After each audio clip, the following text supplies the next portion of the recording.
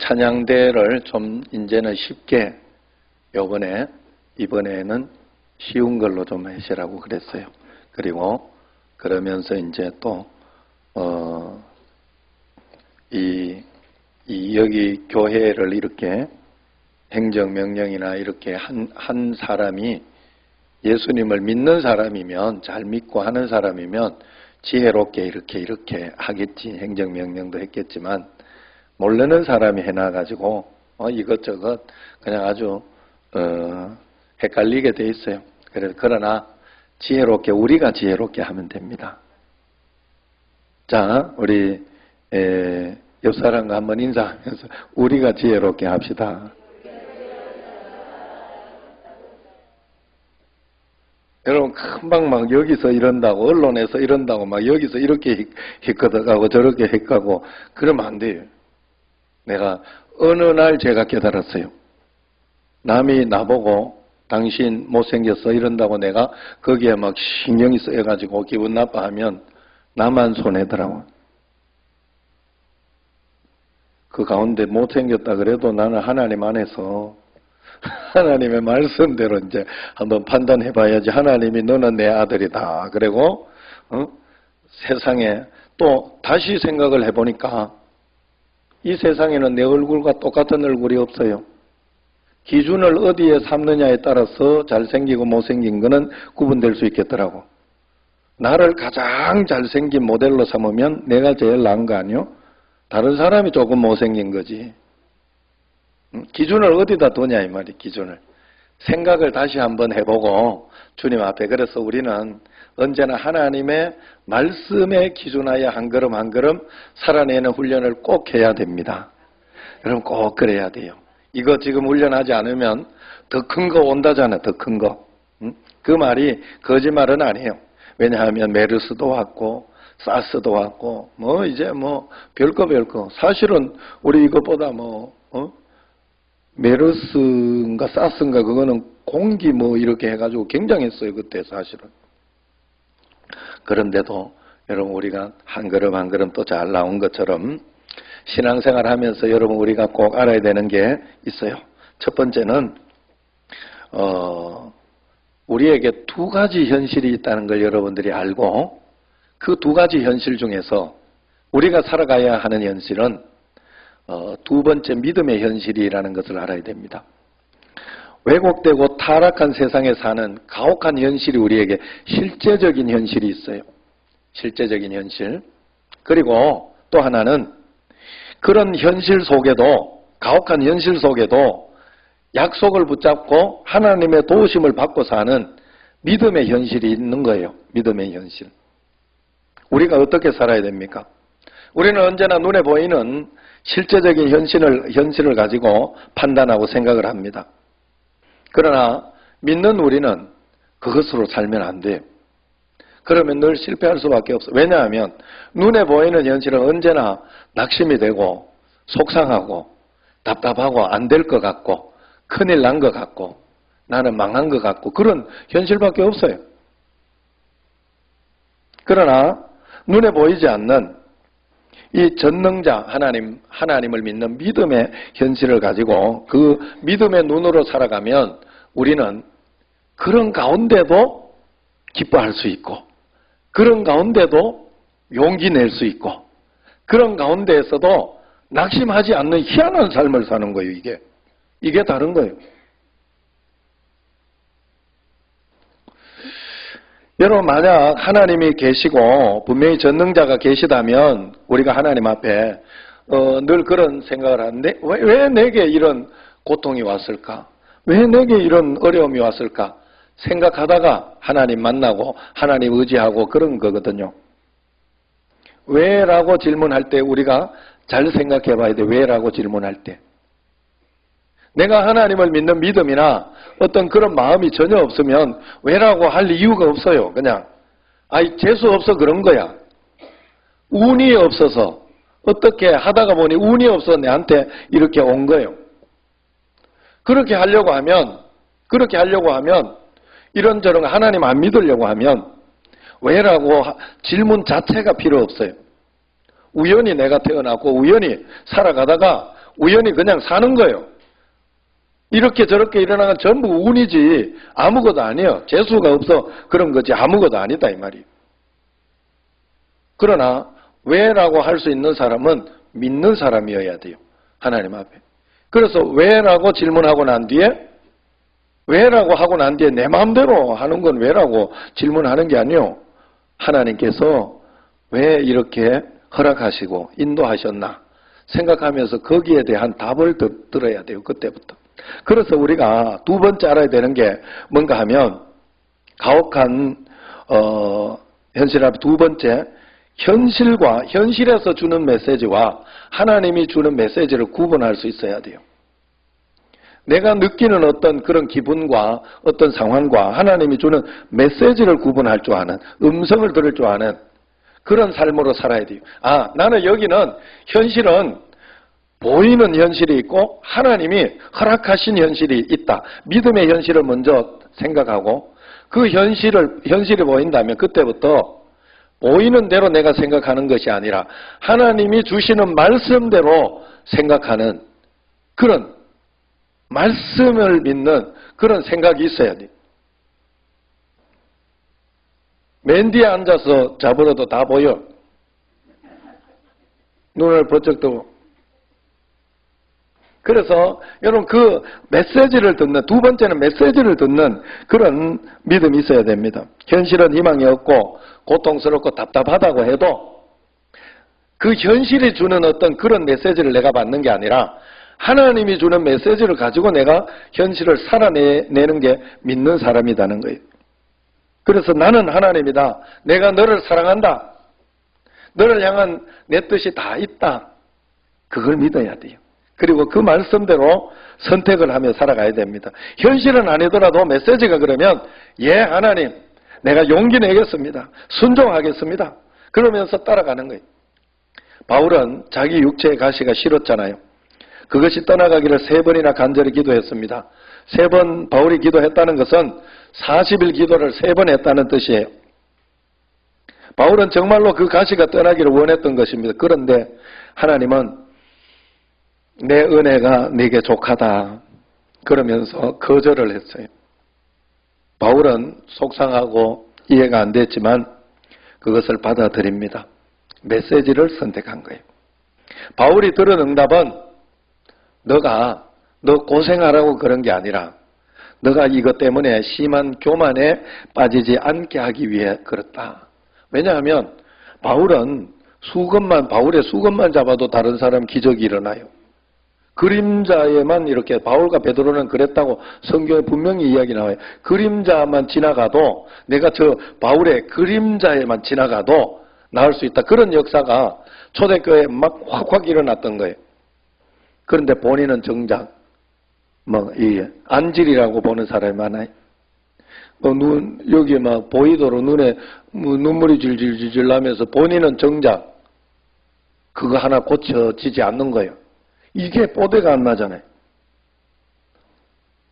그래 하나님께 이거 고쳐달라고. 너의 질병 좀 고쳐달라고.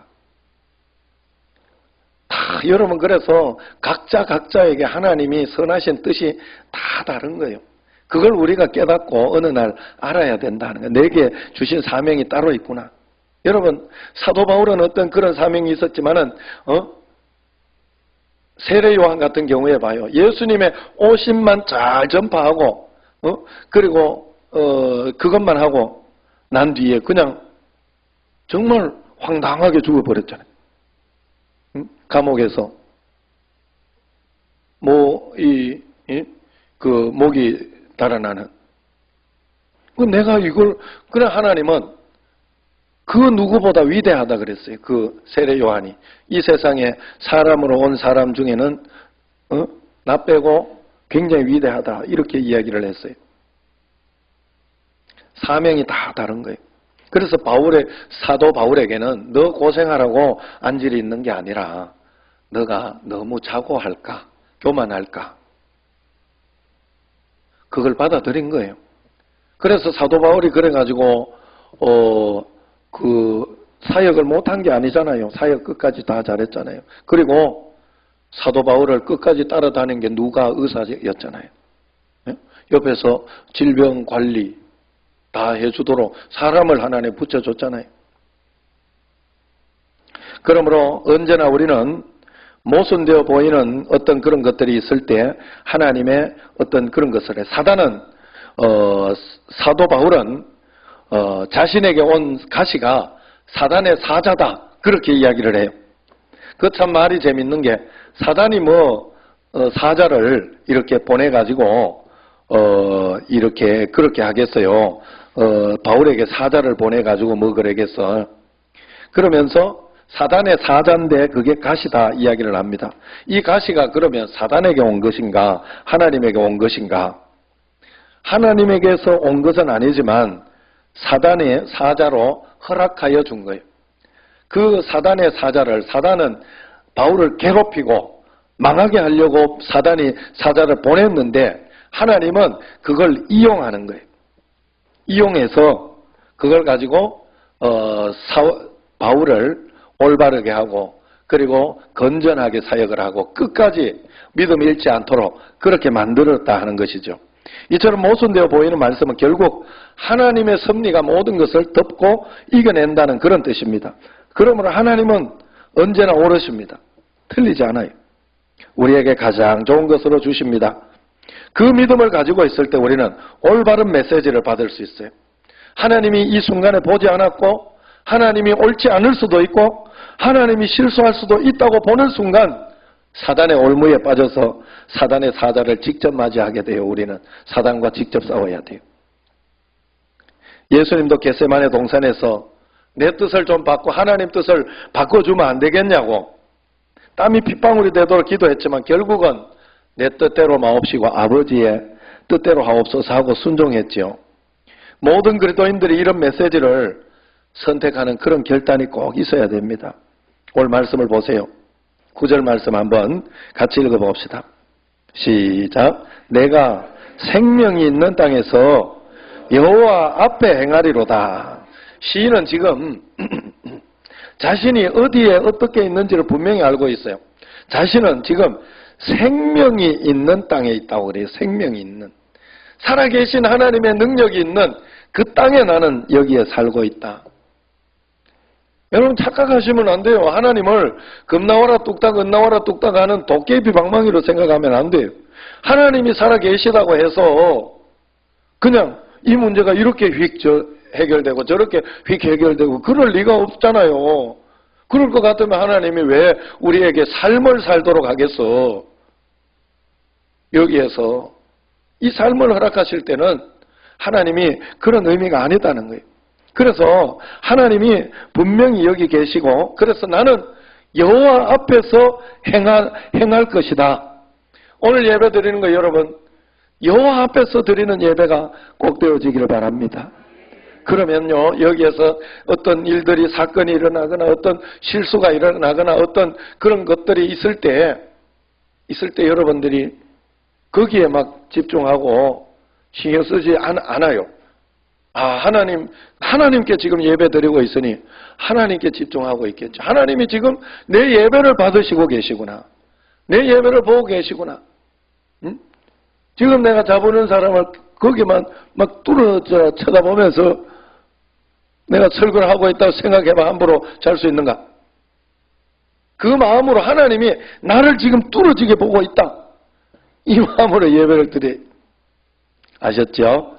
예. 꼭 그래야 돼. 그러면서 정말 하나님 앞에 그렇게 이 시인은 봤어요. 그러면서 10절을 보세요. 자, 9절은 이제 보이는 현실의 세상을 본 게 아니라 현실의 세상을 지배하는 믿음의 세상을 이제 봤다는 거예요. 첫 번째 이야기한 것처럼 그걸 구분했어요. 살아있는 생명이 있는 땅에서 그래서 나는 여호와 앞에서 행한다. 믿음의 현실을 봤습니다. 그 다음에 10절 시작. 내가 크게 고통을 당하였다고 말할 때에도 나는 믿었도다. 고통을 크게 당했어요. 그런 중에서도 이제 나는 믿었도다 하잖아요. 하나님이 보호하시고 인도해 주시는 하나님의 메시지를 받은 거예요. 세상이 주는 고통의 메시지, 원망, 불평, 속상함 이걸 선택한 게 아니라 나는 고통이 당하였다 했기 때문에 속상하도다, 힘들었도다 이렇게 이야기한 게 아니라 나는 믿었도다 하잖아요. 믿었도다. 믿음의 메시지를 받은 거예요. 이 상황 중에서 하나님은 가장 좋은 것으로 주실 줄로 믿습니다. 역전할 줄로 믿습니다. 아멘 받아들이겠습니다 한 거예요. 메시지. 그리고 그런데 11절을 보세요. 그럼에도 불구하고 시작. 내가 놀라서 이르기를 모든 사람이 거짓말쟁이라 하였도다. 무슨 말인가 하면 문제가 없고 어려움이 없다는 소리가 아니에요. 얼마나 큰 문제인가 하면 모든 사람이 거짓말쟁이처럼 보여요. 야, 온 세상이 나를 뜯어먹으려고 하고 있구나. 가혹한 현실, 너무 힘든 그런 현실이 나를 덤비고 있는 거예요. 그래서 이 고백이 전류로 나오네. 모든 사람이 나를 거짓말쟁이라. 정말 모든 사람이 거짓말쟁이라. 이건 뭔 말인가? 모든 사람이 거짓말쟁이처럼 보인다는 그런 뜻이에요. 이게 여기에서 해석 다른 쉬운 성경이나 여기를 보면 그렇게 해놨어요. 그래서 문제가 작은 것이 아님을 분명히 알지만은 현실 가운데에서 보이는 현실을 본 게 아니고 믿음의 현실을 보았고, 그 다음에 두 번째는 상황과 환경이 주는 이야기가 아니라 메시지를 받은 이 사람은 이런 가운데서도 믿음을 시인은 선택했지요. 그러면서 하나님 앞에 무릎 꿇고 수용하고 받아들이면서 주님 앞에 나아가서 기도하며 나아간 거예요. 하나님 앞에서 해석하며 나아간 거예요. 그랬더니 하나님께서 그걸 받아들이고 수용하며 나아갈 때 하나님께서 보여준 게 있어요. 갑자기 뜬금없이 거기에서 그렇게 힘들다 이야기를 했는데, 그러면서 12절에 이야기를 합니다. 같이 시작. 내게 주신 모든 은혜를 내가 무엇으로 보답할까? 이제 하나님의 축복이 보이기 시작하는 거예요. 하나님이 허락하셨다. 하나님이 인도하고 계시다. 하나님이 이 가운데도 축복해 주실 것이다 라는 것을 믿으니까 그때부터 보이는 게 있어요. 하나님이 나와 함께 있구나. 내게 주신 은혜. 하나님이 내게 지금 은혜를 주셨고 지금까지도 주셨고 앞으로도 주실 것이다 하는 것이 믿어지는 거예요. 그래서 내게 주신 은혜를 내가 무엇으로 보답할까? 무엇으로 보답할까? 여러분 어렸을 때 초등학교 국민학교, 그때 옛날에 우리 다닐 때 국민학교를 여러분들이 커서 한번 가보면 모두가 공감하는 이야기가 굉장히 적은데 내가 왜 그렇게 크게 보였을까 어렸을 때 그 이야기 전부 하죠. 저도 초등학교 올라가는 학교가 어신국민학교였는데 이렇게 언덕을 올라가야 초등학교 거기 위에다가 이렇게 지어놨었어요. 그런데 그 언덕이 어렸을 때 그렇게 높아, 꼭 여기처럼 여기 정도 된다고 봤어요. 여기 정도. 여기보다가 요 뒤에 오는 여기 더 가파르거든요. 이 정도 된다 봤어요. 나는 이 정도 높이가 되고 그 정도 되는 줄 알았어요. 그런데 커서 이제 가보니까 요 옆에 코끼리 부동산 있는 거기 요 약간 경사고고 그 몇 미터 안 되는 거 그 정도더라고. 그런데 어렸을 때는 그렇게 높아 보이고 그렇게 보였어요. 왜 그렇게 커서 왜 그게 보일까? 내가 커서 그런 거예요. 커서. 여러분 우리가 성숙하고 주님 앞에 성숙해지면 보이는 게 있습니다. 하나님 앞에 하나님께서 주신 것을 받아들이고 주님이 주시는 대로 내가 믿음으로 살아보겠습니다 하고 결단하면 그때 보이는 게 있어요. 당장은 힘들고 어려워 문제만 없어지고 넘어가면 된다 생각하지만 여러분 제가 여러분에게 그래서 계속 이야기해 줄 수 있는 게 그거예요. 이 문제 넘어도 다른 문제 온다고. 그 신기하게도 늘 문제 올 때마다 이 문제만 없으면 좋겠다. 그래는 문제가 와요. 이 문제만 없으면 좋겠다. 정말. 이 문제만 해결해 주면 나는 진짜 다른 그 소원도 없을 것 같다.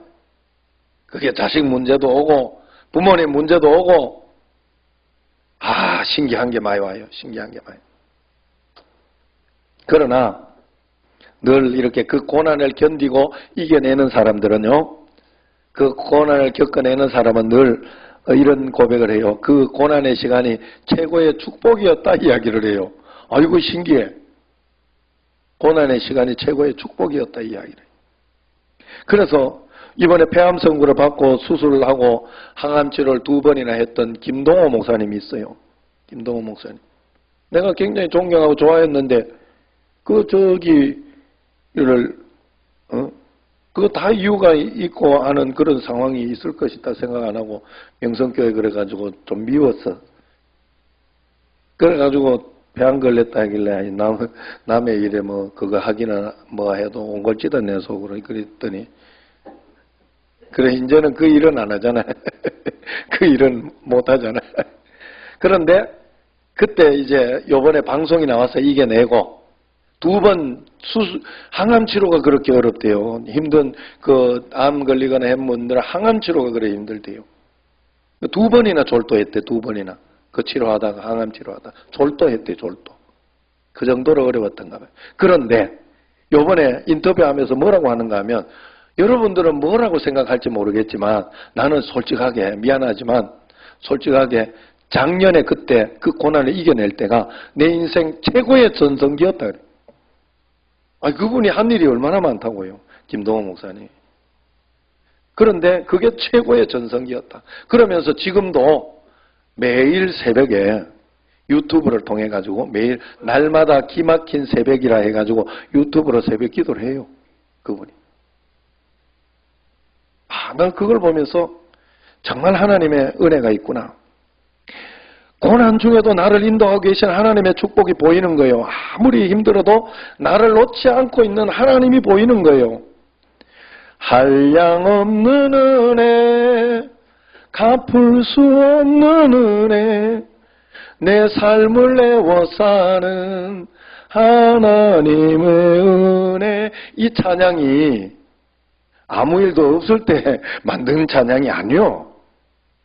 고난 가운데 만든 찬양이요. 여러분 정말 하나님 말씀을 받아들이고 주님과 함께 가려고 할 때 하나님은 이걸 우리에게 반드시 보여줘요.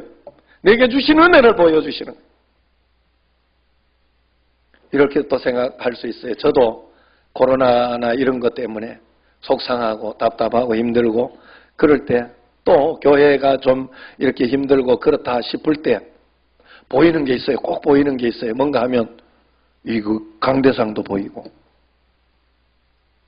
요 길 이렇게 바닥도 보이고 여러분 잘 안 보이죠? 나 저 의자도 보이고 앞뒤로 있는 이게 냉난방기잖아요. 냉도 되고 난방도 되고 그리고 이 뒤에 이게 스크린도 보이고 밖에 나가서도 또 이렇게 뭔가 하면 그게 보이더라고요.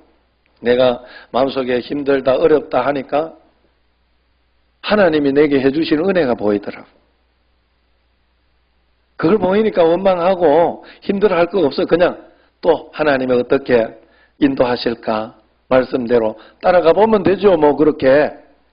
그래서 하는 인생이 제일 멋지고 행복한 인생인 줄 믿으시기를 바랍니다. 여러분 나만 장군만 위대하다고 생각하면 착각이에요. 여러분 거기서 뭘 봐야 되는가 하면 나만 장군을 전도한 포로된 그 계집 여종을 봐야 돼요. 그 계집 여종으로 인하여 나만 장군이 나왔고 암몬 족속이 암몬 나라 전체가 구원을 받는 그런 역사가 결국 일어난 거예요. 여러분 그 계집종이 그 사명을 잘 감당했기에 그리고 나만 장군 옆에서 있던 그 종들이 있었어요. 그 종들도 나만 장군이 거기에서 물에 나오려고 할 때 자기 생각대로 애굽에 가면 얼마나 좋은 강들이 있는데 여기 더러운 여기에서 쪼면은 여기 강에서 그러냐 이래가 가려고 할 때 조언을 해줬던 그 사람이 위대한 거예요. 그런 한 사람 한 사람. 여러분 오병이어의 기적만 보면 안 돼요. 오병이어의 기적을 일으키게 한 사람이 보리떡, 꼭 보리떡인지 뭔지 모르겠지만 빵 5개 하고 물고기 2마리를 그 자리에서 냈던 그 어린이가 위대한 거예요. 그 어린이. 그런데 우리는 크고 위대한 것만 결과만 이렇게 보려고 하면 안 된다는 거예요. 하나님의 위대하심은 어디에나 있는 거예요. 그렇기 때문에 여러분들이 내게 일어나는 모든 사건 환경 속에서 하나님이 나를 인도하시고 복을 주시고 역사해 주신 그것을 볼 수 있어야 됩니다. 그러면 불평할 게 없어요. 더 믿어집니다. 속상하고 힘든 상황 속에서도 하나님이 어떻게 인도하실까 내 인생을. 하나님이 인도하시는 인생이 행복하고 복되고 좋은 줄로 믿습니다. 여러분 다 조용기 목사님처럼 다 정주영 회장처럼 다 빌 게이츠처럼 그렇게 되지는 않아요. 내게 게하시 말고 그 나만 장군의 여종 같은 인생도 있고 베세다 들녘의 그 어린아이 같은 인생도 있어요. 그러나 한 가지 분명한 건 우리가 하나님 앞에 초점을 맞추고 주님과 함께 살아갈 때 그 누구도 하나님 앞에 가장 행복하고 복된 삶을 여러분 살아가고 하나님 감사하구나. 하나님 너무 감사하고 좋다 하는 마음이 들 정도로 여러분은 살아갈 수 있다는 것을 잊으시면 안 됩니다. 하나님은 살아계시기 때문에 그래요. 그러므로 여러분 이제 그런 사람이 13절, 14절 말씀대로 고백하며 살아가게 되어 있어요. 같이 읽습니다. 내가 구원의 잔을 들고 여호와의 이름을 부르며 여호와의 모든 백성 앞에서 나는 나의 서원을 여호와께 갚으리로다. 아멘. 할렐루야. 구원의 잔을 높이 들고 여호와의 이름을 부른다 이야기를 합니다. 지금 내게 일어나는 모든 사건은 구원의 잔이에요. 구원의 잔. 실패의 잔이 아니라는 거예요. 내가 겪어내고 견디고 있는 이 잔은 무너지는 잔이 아니라 승리할 수 있는 하나님이 구원해 주시는 구원의 잔이라는 것을 믿게 되는 거예요. 그것을 높이 드는 거예요. 이 믿음에 흔들리지 않습니다. 하나님이 이것으로 끝나지 않는다. 내 인생은 이것이 끝이 아니다. 하나님은 내 인생을 가장 좋은 것으로 인도해 주신다 하고 믿음을 다 높이 들고 그 다음에 뭐라고 합니까? 여호와의 이름을 부른다고 하잖아요. 계속 주님 앞에 기도해야 돼요. 기도. 여러분 은혜는 받는데 축복이 없는 사람이 있어요. 기도하지 않아서 그래요. 믿음의 한계를 넘기지 않아서 그래요. 믿음은 깨닫는 것만이 아니라 결단하는 것이라고 요번에 박태우 권사님 그렇게 이야기해 줬잖아요. 요번에 그게 또 마음에 오더라고. 어렵다 힘들다 하지만은 집에서 자고 있다는 것은 편하다는 소리라고. 진짜 힘들면 집에서 못 잔다고. 여러분 우리는 다 집에 자고 있잖아요. 저도 사택에서 자고 있는 게 그러고 생각하니까 맞다. 내가 그 생각이 들었어요. 나도 지금 코로나 때문에 교회가 막 망할 것 같고 힘들 것 같고 그러면 집에서 자겠어요 제가. 어떻게 해서든지 여기 와서 계속 살고 있겠지. 교회 와서 기도하면서. 여러분 정말로 우리가 하나님 앞에서 우리가 진실로 예수를 믿어야 됩니다. 미치면 미치고 안 미치면 못 미친다. 구원의 잔을 들었으면 기도해야 돼요. 끝까지 부르짖어야 됩니다. 알았다고 깨달았다고 실천하는 게 아니에요. 알고 깨닫기만 하는 사람이 많아요. 그러면 안 한만 못해요. 요번에 장학금을 그렇게 줬어요. 그것도 나쁘지는 않지만 이번에 그 특별 새벽기도 그때 이렇게 열심히 또 해가지고 장학생을 했는 사람은 그 특별 새벽기도를 한 사람이 부흥의 장학생을 하면 거기에 가산점을 줬어요. 가산점을. 더 축복, 더 그게 되도록 이렇게 더 많이 줬어요. 물론 부흥에 따로 저건 있었어요. 그러나 앞에 저것만 했을 때 특세만 했을 때는 보면 고기로 끝. 그렇게 한다고 그랬어요. 처음부터 내가. 여러분 우리가 믿음도 이와 비슷해요. 깨닫고 그랬으면 실천까지 꼭 가야 돼요. 그게 믿는 것이고 사는 거예요.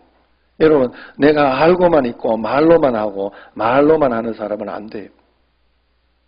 꼭 믿음으로 실천해야 됩니다. 믿음은 은혜를 받았으면 반드시 기도해야 돼요. 그래야 역사가 일어납니다. 믿음은 타협이 아니고 결단입니다. 하나님은 우리에게 구원의 잔을 주셨어요. 그렇기 때문에 여호와의 이름을 부르십시오. 그리고 나의 서원을 여호와께 갚으리로다 그랬잖아요. 나의 서원을. 무슨 말이에요?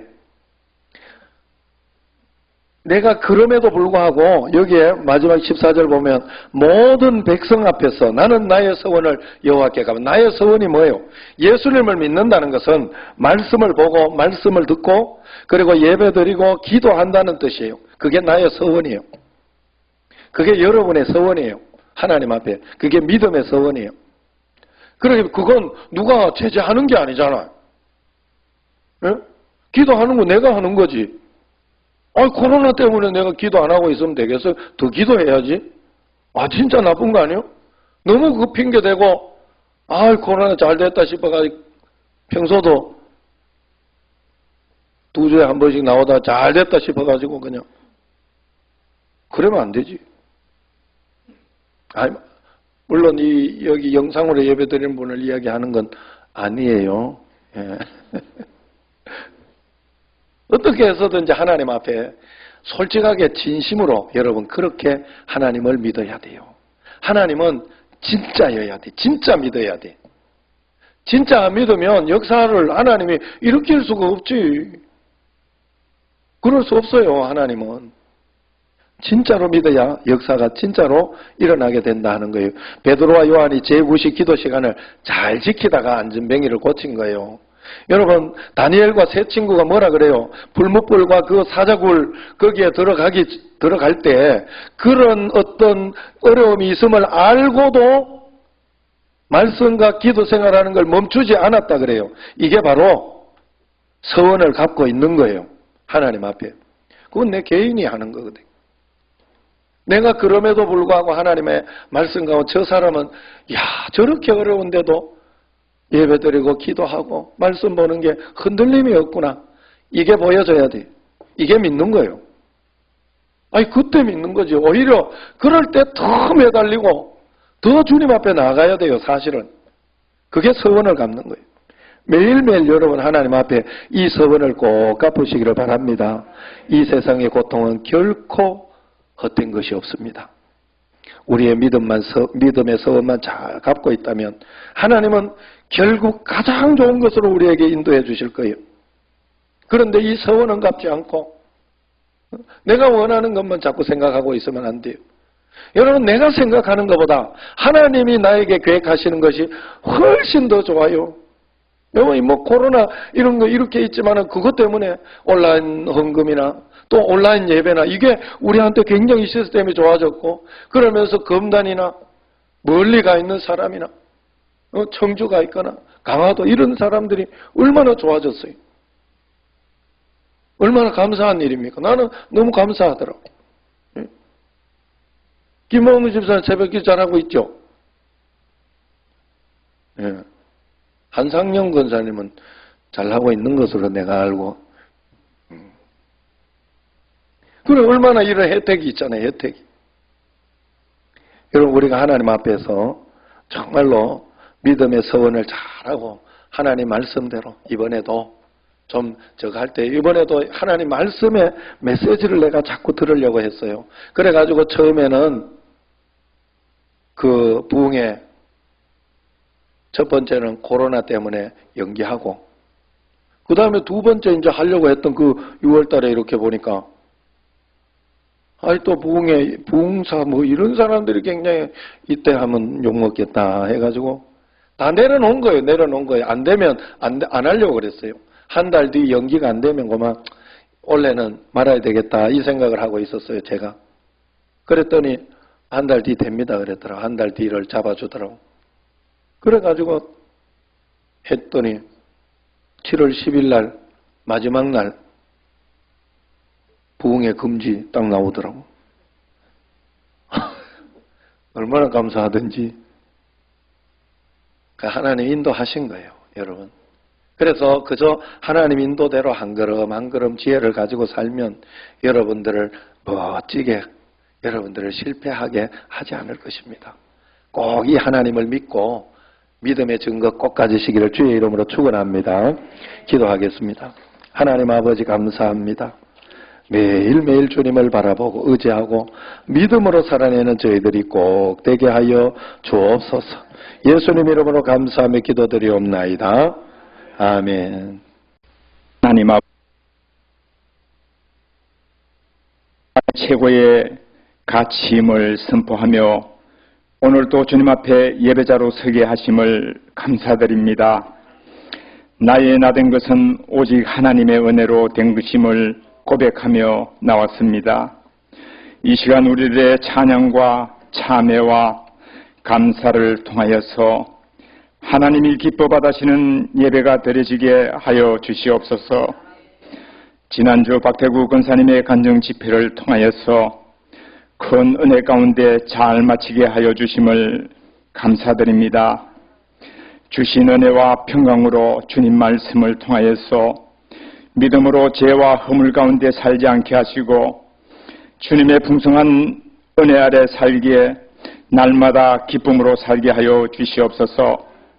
참 좋으신 하나님 아버지, 정부는 코로나19의 재확산에 따라 교회의 정규예배 외 모임과 행사 등을 금지하는 조치를 취하고 있습니다. 이렇게 교회의 모임을 제한하는 정부의 무리한 방역 조치는 지금까지 방역 수칙을 준수하며 준비하고 있는 교회의 모든 사역에 있어서 크나큰 어려움으로 다가올 수 있을 것입니다.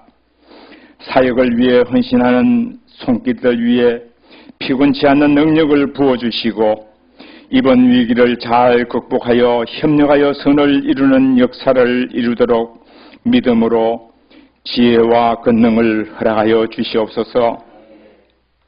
고난의 힘든 시련과 아픔 속에서도 주님을 의지함으로 기뻐하고 감사할 수 있는 신실한 믿음의 자녀 되기를 원합니다.